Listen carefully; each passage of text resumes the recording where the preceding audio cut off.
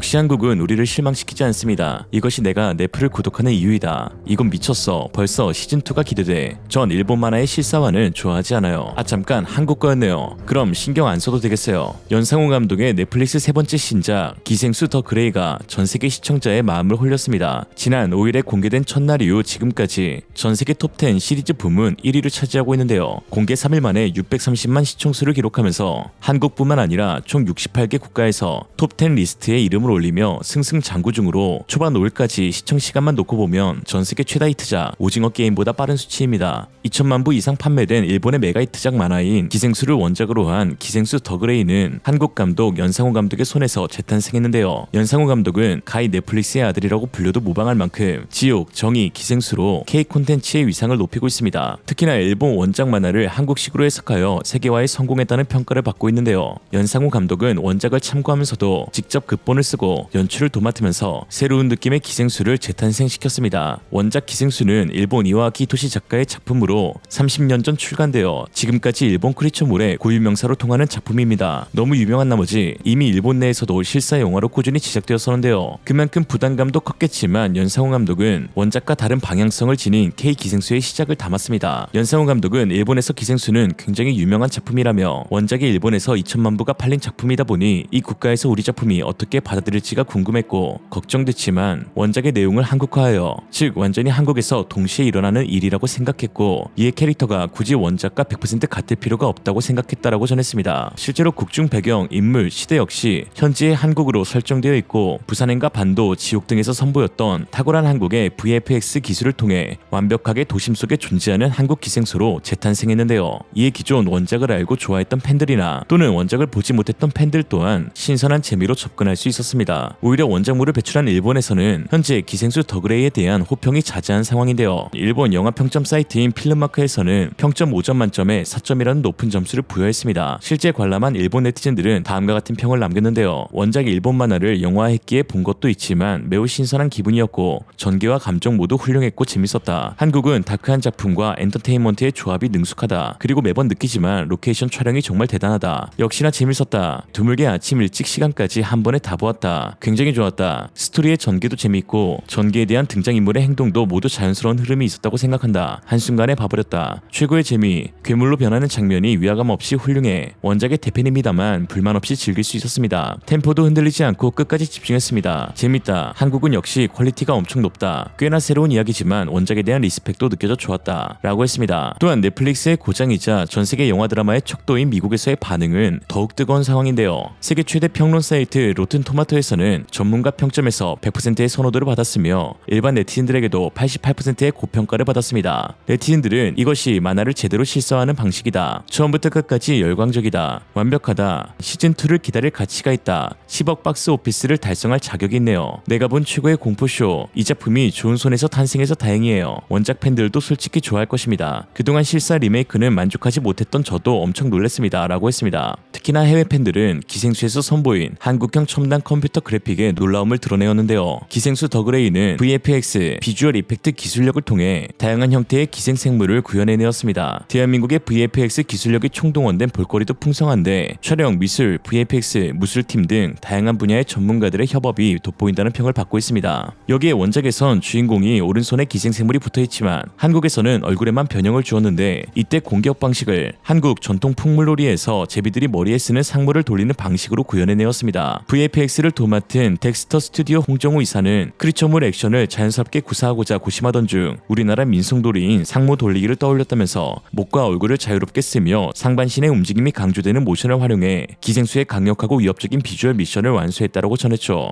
이처럼 색다른 한국적 표현에 원작 작가 역시 극찬을 하였습니다. 기생수의 작가 이와키 히토시는 저는 원작자이면서 동시에 완전한 관객으로서 너무나 즐겁게 봤고 VFX에 대해서는 저는 진짜 문외한인 자로서 그저 대단하다라고 생각합니다. 생각할 뿐이었다. 한국 기생수의 VFX 구현 부분에서는 마냥 압도되었고 그저 넋을 잃고 즐겼다라고 했습니다. 이런 상황 가운데 원작자와 원작 국가인 일본도 감탄하고 있는 와중에 정작 뜬금없이 중국이 기생수에 긁혀버렸습니다. 다름 아닌 중국 원작 소설의 시리즈물인 삼체가 넷플릭스에서 기생수와 함께 동시 공개되었는데 제작비 200억의 기생수가 2000억의 삼체를 제치고 글로벌 1위를 차지했기 때문입니다. 삼체는 공개 전부터 엄청난 화제를 끌어모았는데요. 넷플 오리지널 시리즈 사상 가장 많은 제작비를 투입하였는데 8부작에 무려 1억 6천만 달러, 2153억 원을 투입했습니다. 1삼체가 10기생수인 셈이죠. 이러니 넷플이 한국 좋아하다 못해 사랑하지.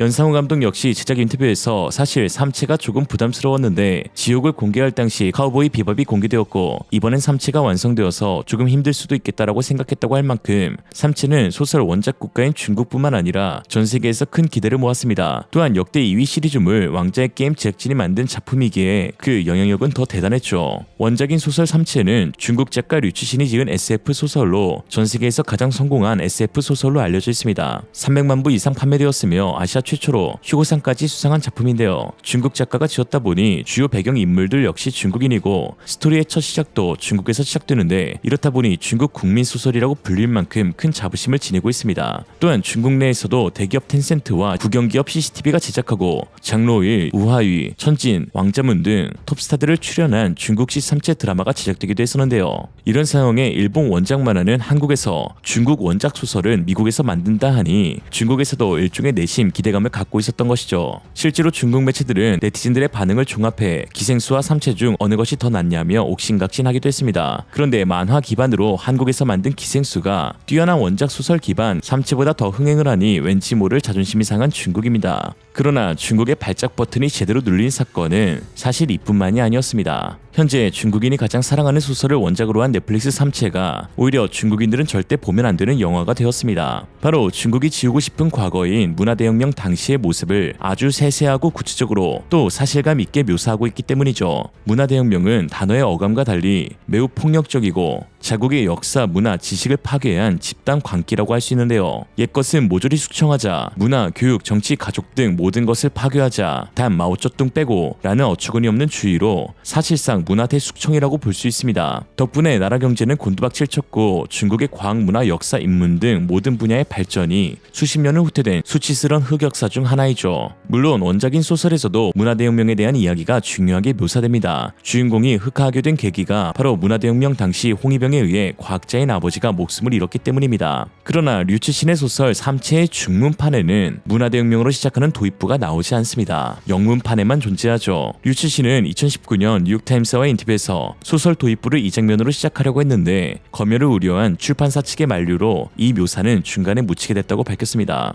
상황이 이렇다 보니 중국 네티즌들은 원작에 없는 이야기를 지어내어 중국을 나쁘게 묘사한다며 발작하고 있습니다. 중국판에서는 못 봤던 이야기니까요. 최근 3월 22일 CNN의 넷플 삼체 중국 내 민족주의의 분노 촉발이라는 제목의 기사에서는 넷플 삼체 오프닝의 중국 문화 대혁명 장면은 중국 애국주의자들을 분노하게 했다며 이 장면으로 중국 사람들은 양가적인 감정에 빠져 있는데 중국 소설이 전 세계에서 인기를 얻는 것에 자부심을 느끼지만 또 넷플릭스를 통해 중국의 어두운 과거가 표현된다는 점에는 분노하고 있다라고 했습니다. 뭐 어쩌라는 거야. 다시 한번 느끼지만 검열이 일상인 국가에서는 문화라는 가치는 사치일 뿐이다. 오늘의 한 줄 평. 분노하면 어쩔 건데 넷플릭스 못 보는데. 이생으로 리얼리즘이었습니다. 여러분의 생각은 어떠신가요? 현명하고 지혜로운 여러분의 의견을 지금 댓글에 남겨주세요. 감사합니다.